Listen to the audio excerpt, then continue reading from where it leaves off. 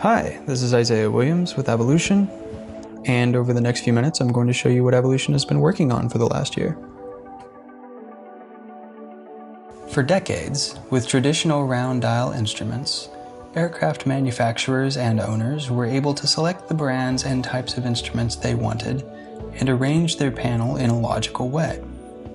The more recent transition to glass cockpits, in which instruments are tightly integrated, has made flying easier and safer, but has taken away a great deal of control and flexibility from the aircraft manufacturer and owner. Avionics vendors compromise their designs between what is best for many types of aircraft and missions, while not optimizing for any one of them. Building upon its years of modular avionics development through its extensible flight system, XFS, Avilution's liquid glass technology is bridging this gap by allowing aircraft manufacturers, avionics integrators, and sophisticated experimental aircraft builders to fully customize their avionics. Not only does XFS integrate sensors, radios, and other components from a variety of vendors, but now the displays can be fully customized and optimized for specific types of aircraft, missions, and owner preferences. What you see here are 3 different displays with which we will demonstrate Avilution's liquid glass technology. The window on the left is presenting Avilution's liquid glass website, which will allow us to reconfigure the 3 displays on the right. So to walk through a little demonstration of how this works, I'm going to begin by clicking this little menu button in the upper left corner. And from there we can scroll down and select the aircraft we'd like to configure. Now this aircraft has 4 computers, 3 of which are driving displays that are sitting on this table. And I'm going to select one of these computer displays to set up. Now over here we have a list of the applications. In this case, just one that is configurable. That's the primary flight display. So we'll choose that. Now from here we have the ability to configure all sorts of aspects about the display. So I'd like to make a couple of changes. I'm going to begin by adding a new gauge called a wind vector. So up here I'm going to click on Add Gauge, and I'm going to type and select Wind Vector.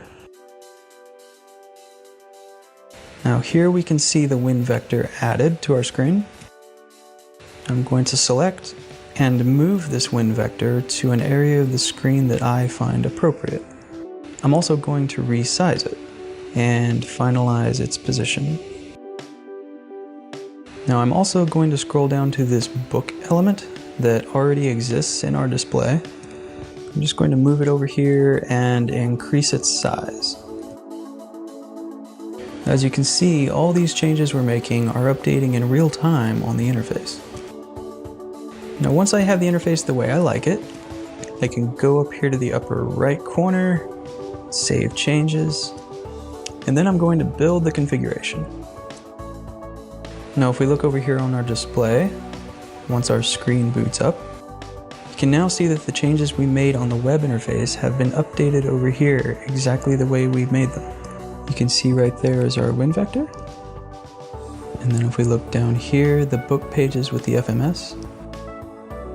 Now this isn't just about adding, removing, resizing, and modifying a single gauge, because as you can see, all 3 of these displays look very different, but they're all running the same software with only configuration changes making up the difference.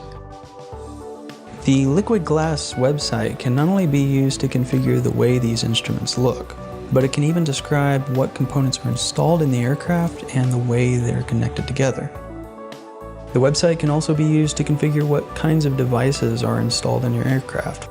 For example, what transponder or comm radio you have.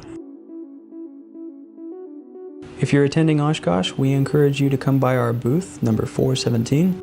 We have a live demo of liquid glass along with multiple types of displays. We'd really like for you to come by and show us how you'd like your display for your aircraft and your type of flying to look.